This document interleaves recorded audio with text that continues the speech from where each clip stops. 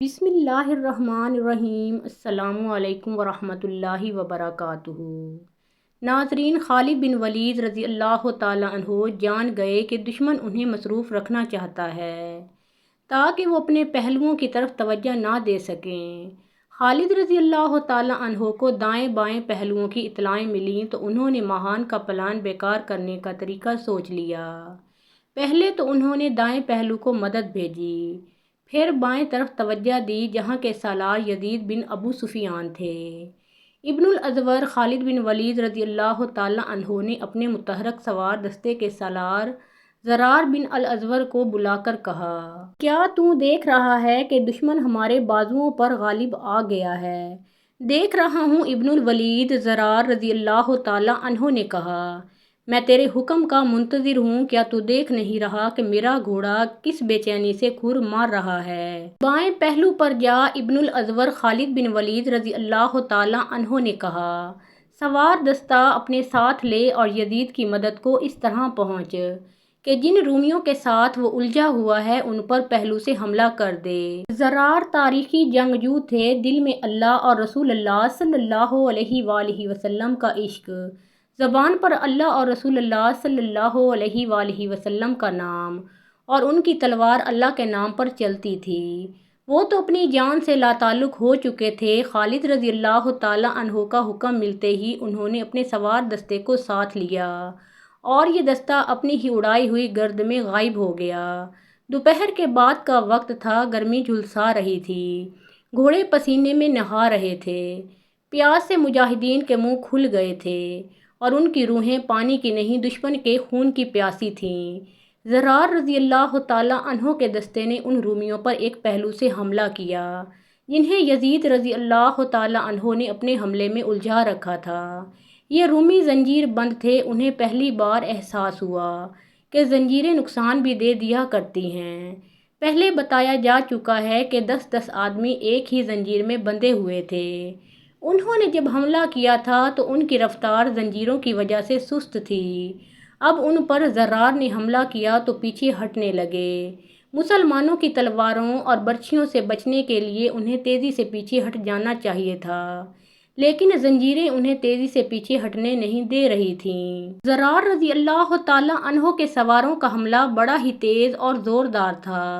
زرار بڑے ذہین سالار تھے اور اس کے ساتھ ہی وہ اپنے ہی طریقے اور جوش سے لڑنے والے سپاہی بھی تھے۔ ان کی دلیری کا یہ عالم تھا کہ دشمن کے صفوں میں گھس جایا کرتے تھے۔ یہاں بھی انہوں نے ایسی ہی دلیری کا مظاہرہ کیا۔ وہ رومیوں کے سالار کو ڈھونڈ رہے تھے، انہیں وہ سالار نظر آ گیا۔ وہ دیر جان تھا، اس کے ارد گرد اس کے محافظ سوار کھڑے تھے اور وہاں رومی پرچم بھی تھا۔ زرار رضی اللہ تعالیٰ عنہ اگر اسے للکارتے تو پہلے انہیں اس کے محافظوں کا مقابلہ کرنا پڑتا جو اکیلے آدمی کے بس میں نہیں تھا۔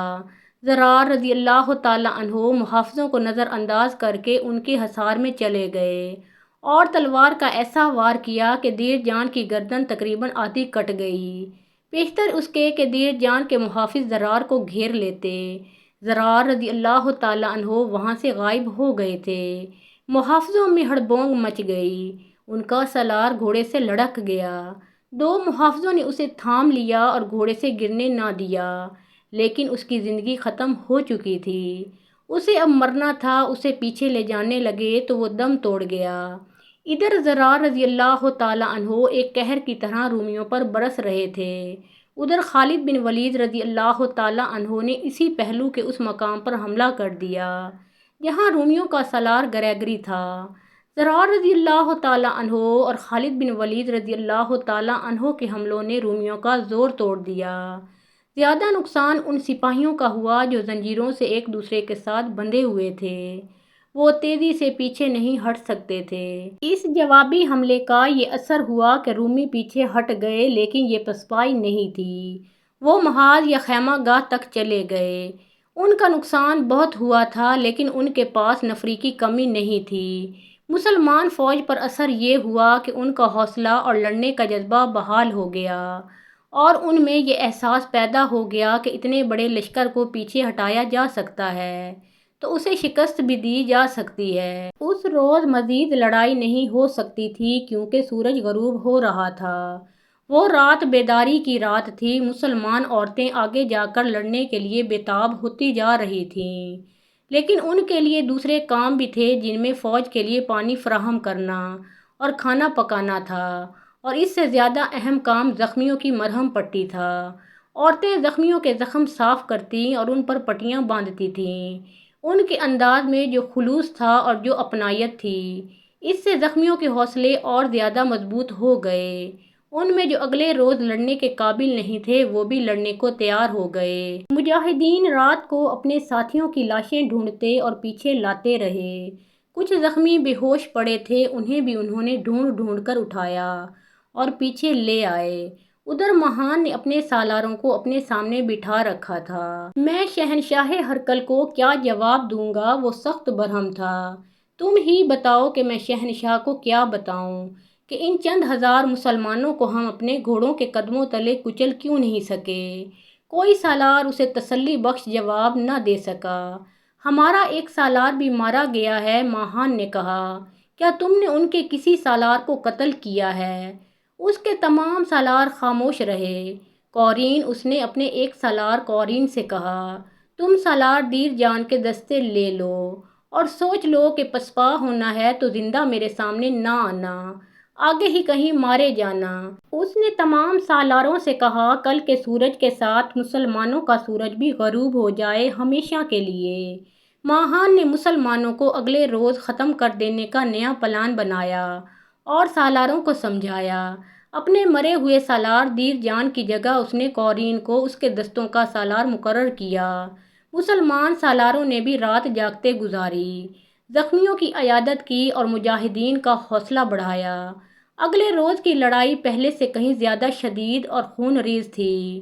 مسلمانوں کے دائیں پہلو پر سالار عمرو بن العاص کے دستے تھے اور ان کے ساتھ ہی سالار شرجیل رضی اللہ تعالیٰ عنہ بن حسنہ کے دستے تھے۔ رومیوں نے اس جگہ حملہ کیا جہاں ان دونوں کے دستے آپس میں ملتے تھے۔ دونوں سالاروں نے مل کر رومیوں کا یہ حملہ بے جگری سے لڑ کر پسپا کر دیا۔ رومیوں نے اپنا پہلے والا طریقہ اختیار کیا۔ انہوں نے دوسرا حملہ تازہ دم دستوں سے کیا۔ اس طرح وہ بار بار تازہ دم دستے آگے لاتے رہے اور مسلمان ہر حملہ روکتے رہے۔ انہوں نے اپنی تنظیم اور ترتیب برقرار رکھی، مگر جسمانی طاقت جواب دینے لگی۔ رومیوں کی کوشش یہی تھی کہ مسلمانوں کو اتنا تھکا دیا جائے کہ حملہ روکنے کے قابل نہ رہیں۔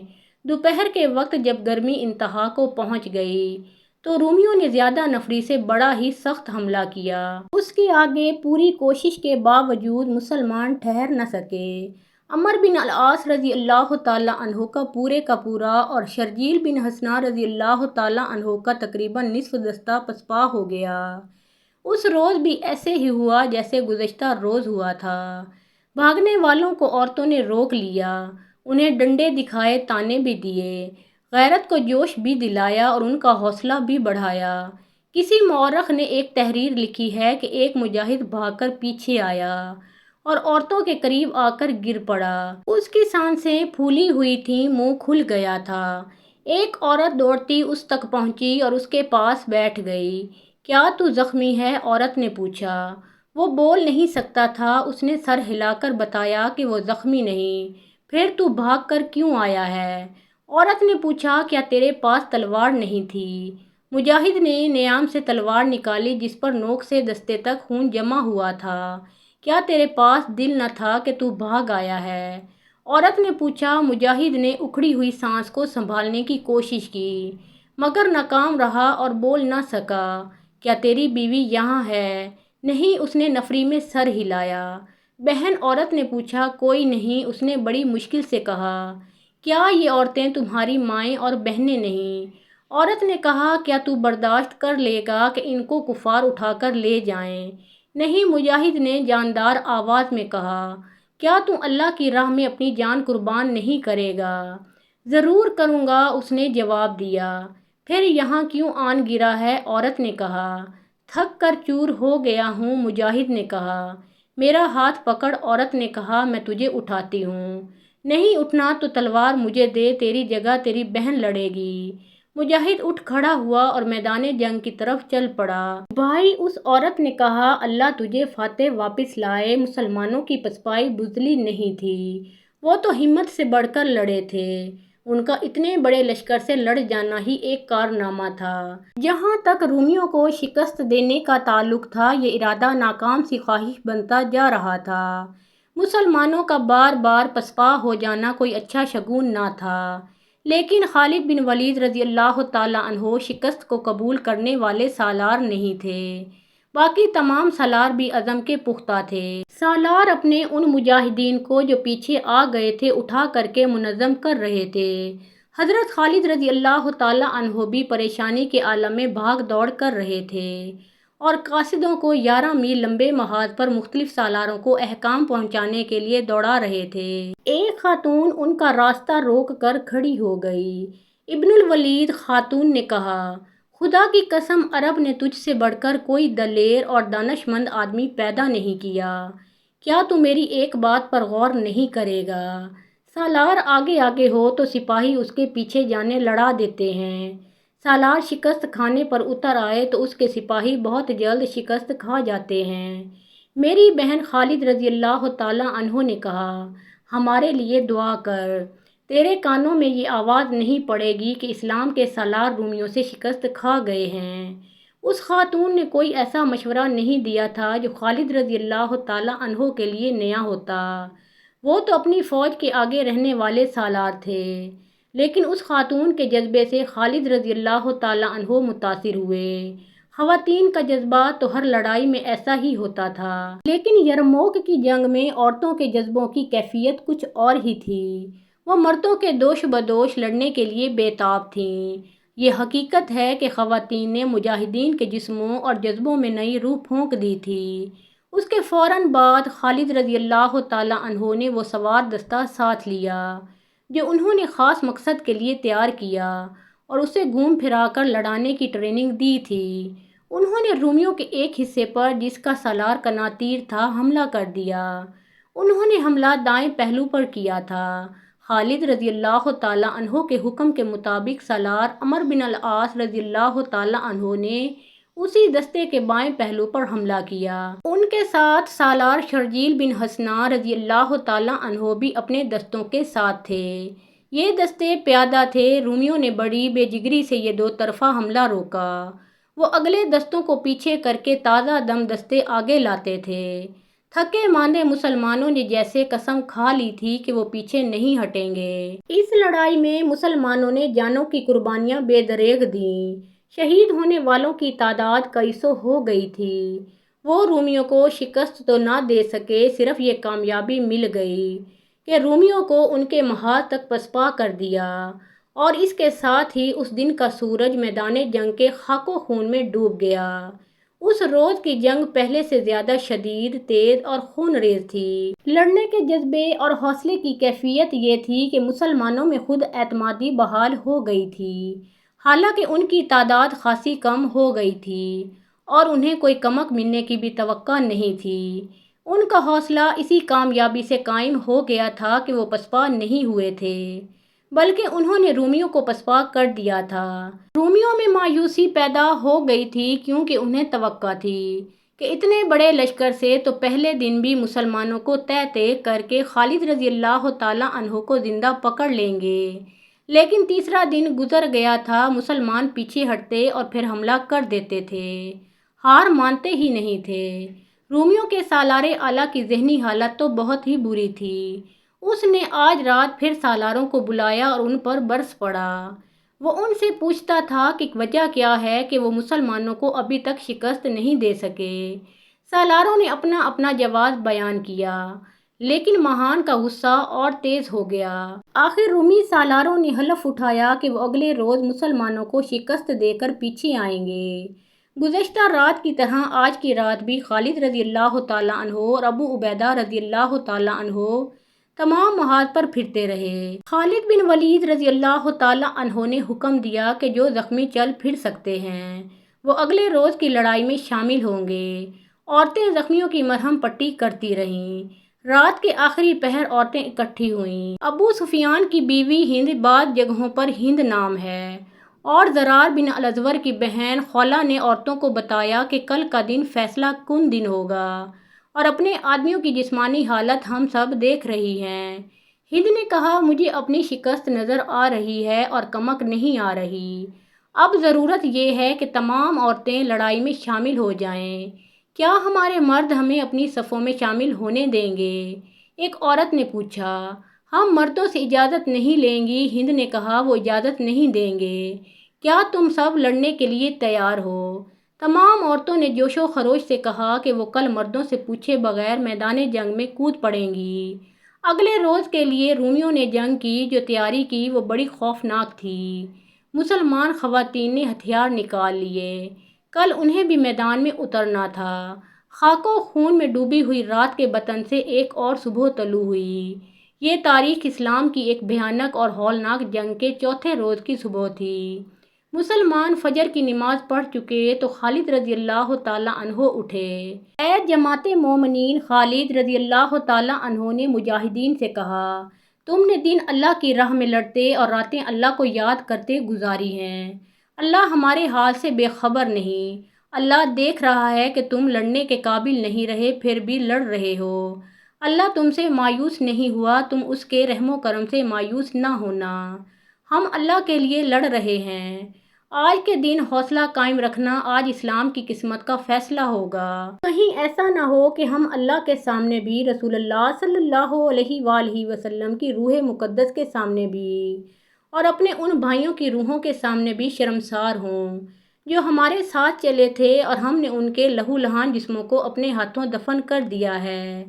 کیا تم ان کے بچوں کی خاطر جو یتیم ہو گئے ہیں اور ان کی بیویوں کی خاطر جو بیوہ ہو گئی ہیں اور ان کی بہنوں اور ان کی ماؤں کی عزت کی خاطر نہیں لڑو گے؟